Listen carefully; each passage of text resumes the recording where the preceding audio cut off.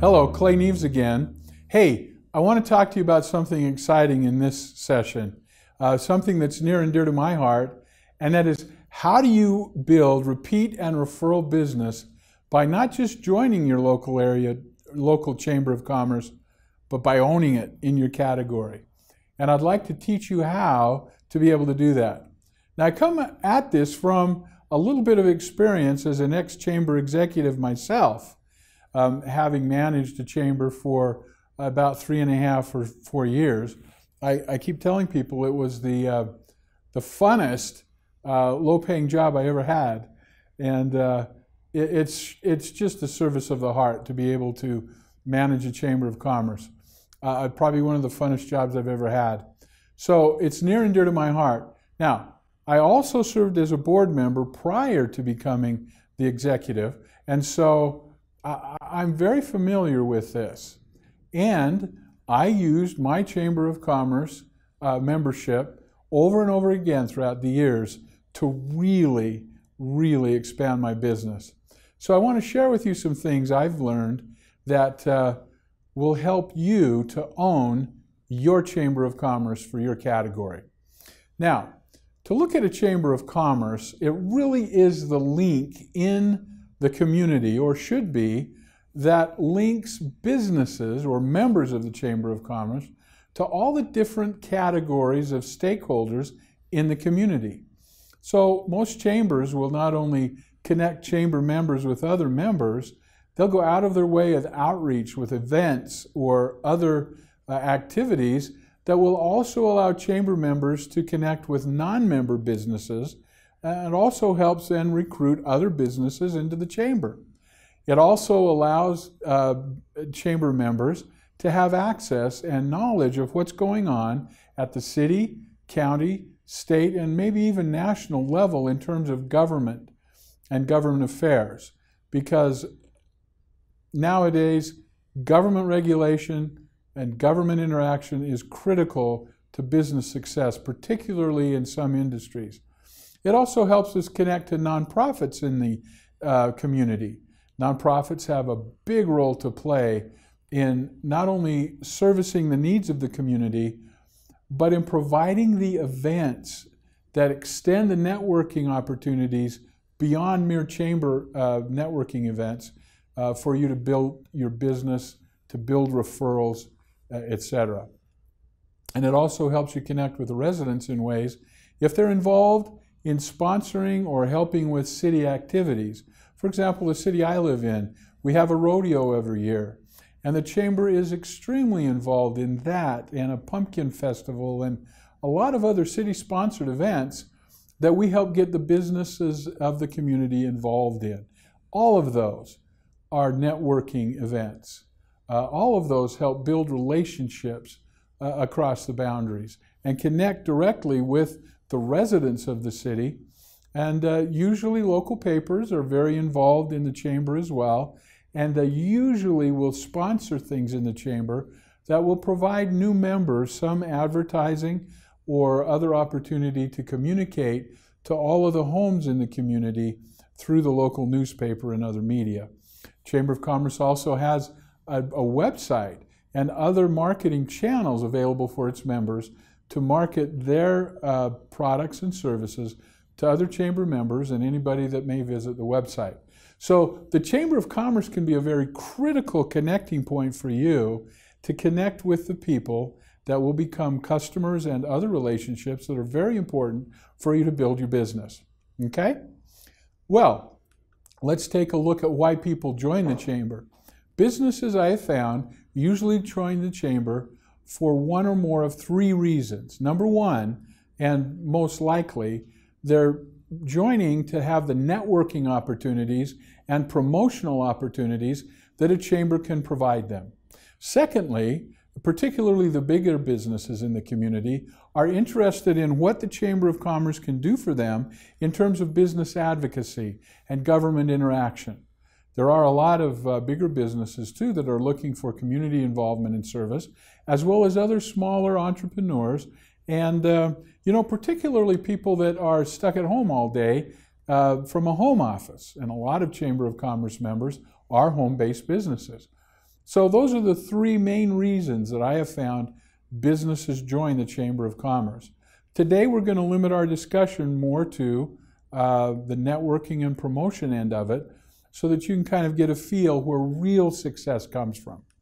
Now, there are three basic principles, and again, this is throughout everything I do. Number one, exposure is everything. You've got to get out. You've got to get to events. You've got to reach out to people. You've got to be seen. Okay? Use the Chamber website. Use the paper advertising. Use whatever means you can to get known. And this takes some time. And the more you establish your presence over time, the more successful you will be in building key relationships and generating repeat and referral business through the Chamber of Commerce. Secondly, and this is critical, the fortune is in the follow-up.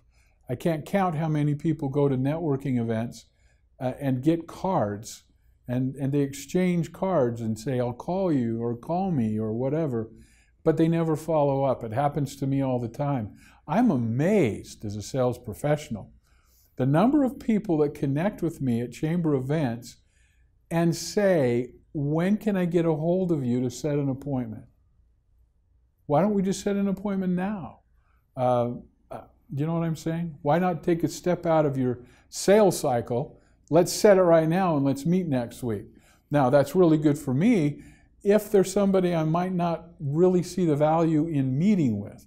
Nothing personal, just maybe they're not a fit for me or my target, okay? And so when they say, I'll call you and let's set an appointment, or I'll call you to set an appointment later, I'm saying, okay, if they call me, fine. If they don't, that's fine too. But if I want to meet with them, I'll say, why don't we just set it right now, okay? Follow-up is very important, and it should begin right there at the networking event. Thirdly, work with the willing. Not everybody you talk to will have the same value to your company. You must prioritize your time and begin to get a sense for which connections are most valuable to you. As you become busier and busier in working the Chamber to your benefit, this becomes even a more important principle, okay?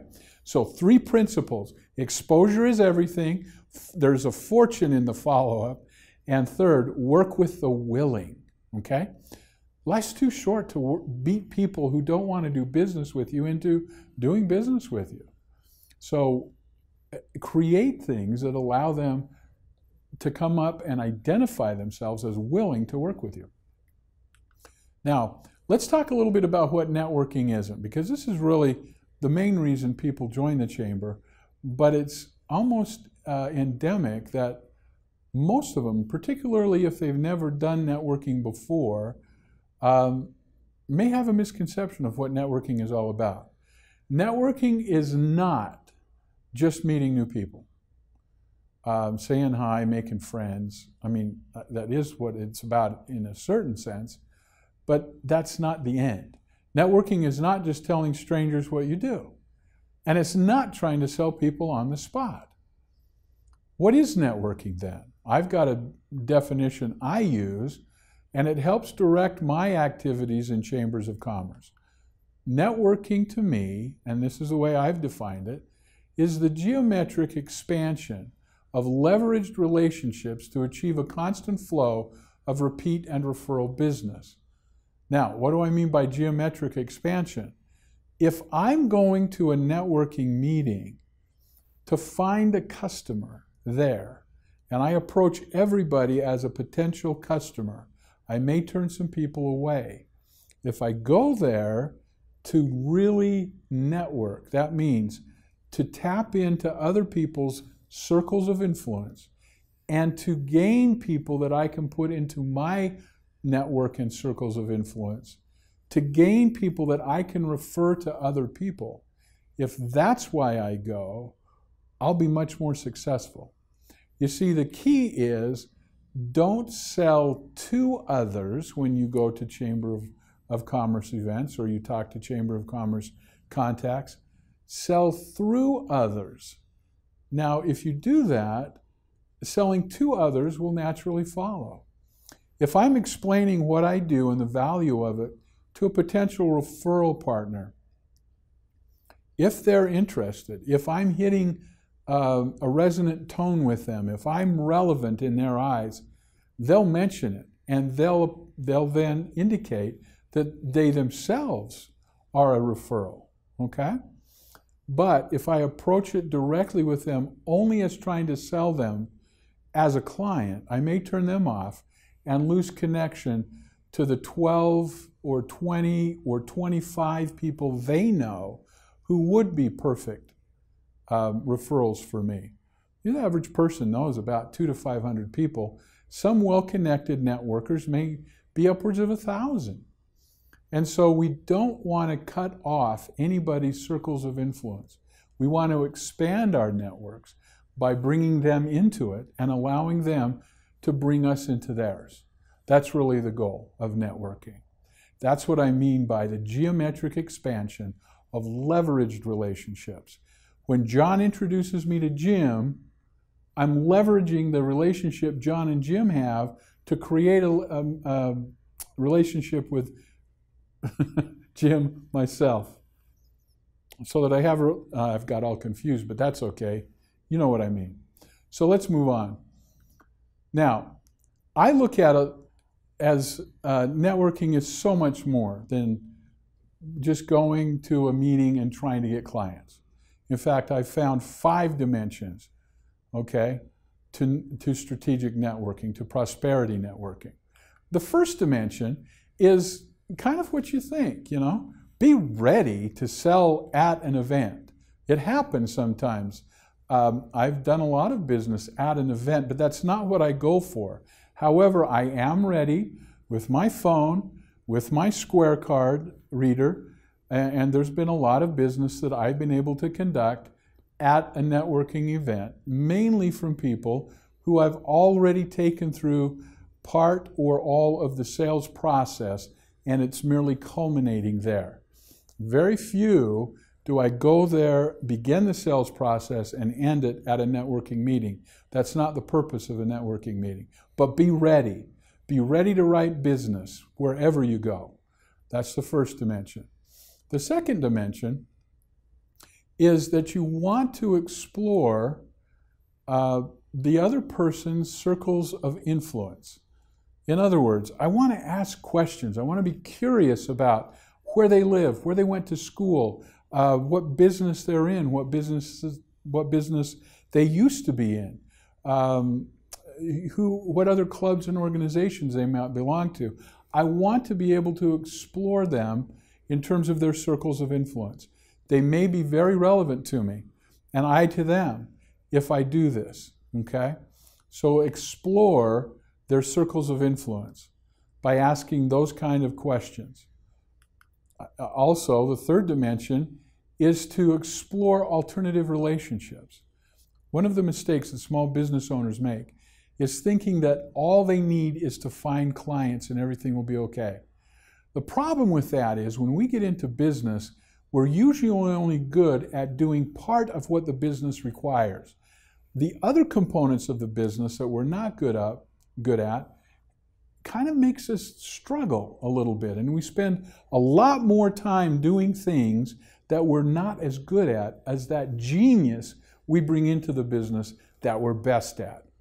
And so part of being successful in business is understanding the other people that need to be involved that can get your business to 100% in the areas you're not personally 100% in. If it's accounting, if it's marketing, if it's sales, if it's operations, if it's HR, whatever it is that you're not good at, you need a relationship with somebody who is, in order for your business to really have a fighting chance to succeed and to thrive like you want it to. So what are some of those other relationships? Besides customers, don't we need referral partners? Don't we need vendors? I mean, a good vendor can be worth 10 or 20 new clients if they can save you 10% off your cost of goods that drop right to the bottom line every single sale. They can be invaluable. It's an invaluable place to find employees or contractors that can help expand your ability to deliver what it is you're promising. It's a great place to find partners, advisors, advocates, friends, mentors. There's all kinds of relationships that we need in order to be a strong business. And so look for the people who can fill in your holes, who are strong where you are weak, and explore what kind of relationship you can have with them. Perhaps you're strong where they're weak, and you can form a complementary relationship where you are helping each other. This is a spirit of collaboration instead of competition that we need in business today. And you can find it in a Chamber of Commerce if you're looking beyond just getting customers. The fourth dimension is time. Not everybody that you're going to be meeting is ready for you right now. In fact, most of them might not be, but that's okay. They may be down the road. Most of us can't control when we need something. We think as salespeople that we can control the timing on the sale. Oftentimes we have very little control over the timing when it is right. The customer or prospective customer doesn't always even have control over when the timing is right. Oftentimes it's events that are outside of anyone's control that drive the need, that drive and accelerate the timing, okay? So for example, if I sell tires and I'm approaching somebody and I'm working at a tire store and I say I sell tires and he just happened to buy a set of 4 from someplace else 2 weeks ago, he's not going to be in the market. But I know those tires are going to wear out. And I know if I keep the relationship going, I may be able to get him the next time he needs tires, okay? Because I know that he'll need them again. And if I can be there and keep myself top of mind, if I can make myself more appealing as an option than the person he bought them from before, I know I can get his business probably in the future.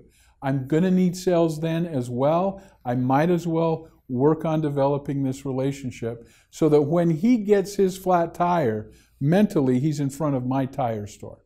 Does that make sense? So the fifth dimension kind of goes into this because in order for you to set up the timing and the incubation of this so that when the timing is right, they come to you, you need a system. So the fifth dimension of strategic networking is to make it systematic, okay? You've got to have a system.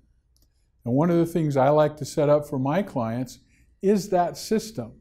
You see, as we're contacting people, we're going to find that most of the people that we talk to might not be ready right now, but we maximize the number of new prospects that we put into the database so that we can maximize the quality of contact over time and make sure that we're offering them those invitations to step forward and self-qualify as we incubate them in the system. For example, somebody that might not be up for buying from me now may be up to buying from me in the future. I know if I'm selling cars that the average person buys a new car or turns their car over about once every 3 years. So if I have a base and I'm building a base, a contact pool of 1,000, 2,000 people, I know that within 2 or 3 years, I'm going to be getting a lot of referral business if I'm doing this right. So I might want to do a letter, a newsletter, an informative newsletter on car maintenance, how to prepare your car for the winter, how to prepare your car for the spring, how to prepare your car and what to do in the summertime, what differences do you need to do as it starts to wind down and move into fall, and just all kinds of maintenance tips maybe. It can be just as much as a 1-sentence tip on what to do with your car that comes once a week. You'll know the timing by the response. So for example, if you're getting a lot of people say, take me off your list, you may be going too frequently, or it may not be relevant. Remember, the 3 things that drive response are relevance, frequency, and consistency. Be consistent in your communication. Be relevant in your communication. And find that frequency that is prime for you and your audience. And then, when they're ready to buy, hopefully you'll be top of mind. Particularly if you augment that incubation by seeing them and face-to-face, powering up and renewing and recharging the relationship with some face-to-face interaction. So make sure that you have a system. Then make sure you maximize the quantity of contact and the quality of contact. You know, in managing salespeople over 32 years, it's always amazed me how they have this false dichotomy in their head, and they presented it to me. When I ever approach somebody who just isn't contacting enough people, I always get this argument from them, from the sales person's perspective. What do you want, boss? Do you want quality of contact or quantity of contact? And I say, well, it's interesting you should say that.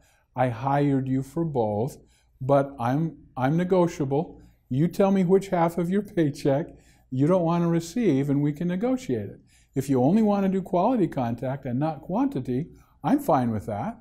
I'll just pay you less because I'm not getting what I paid for or what I asked for, and that is quantity of contact too. And they usually, I don't know.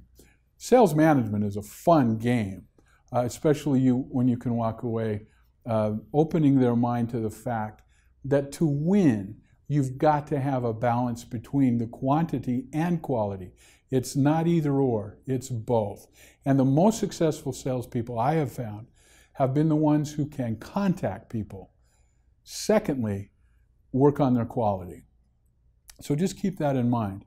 And the more people you contact, the more your contact pool will grow, the faster it will grow, and the faster you will start having it feed you a consistent flow of repeat and referral business.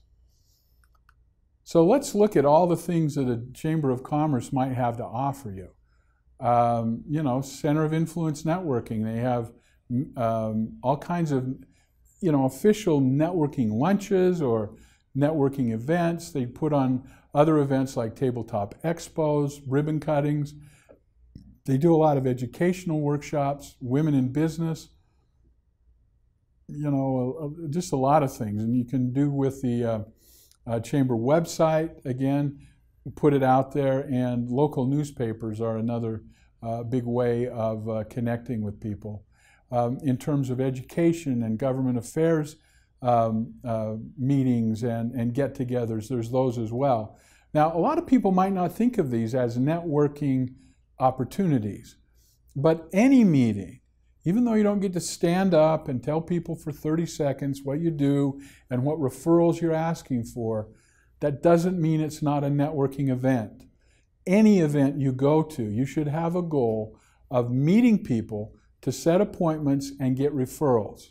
No matter what else the objective of the meeting is, go there to meet and get referrals, and you'll be successful.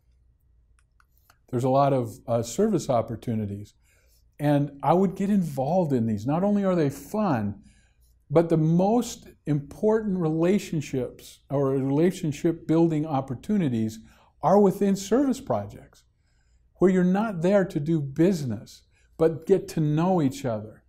And I have found that in service are the biggest opportunities to really build strong foundations for relationships that can bloom into amazing referral partners and other relationships you need to be successful. So don't slouch on the service projects. They're very important in dominating a Chamber of Commerce in your category.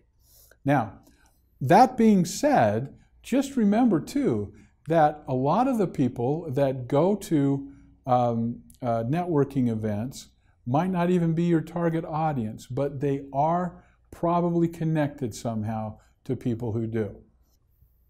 So now that we've talked about some of the basic principles of really owning your Chamber of Commerce, in the next session, you don't want to miss it, because we're going to talk about the specific practices of how to do it, how to have the discussions, how to say the right thing in the right way at the right time with the right people to really own your Chamber of Commerce.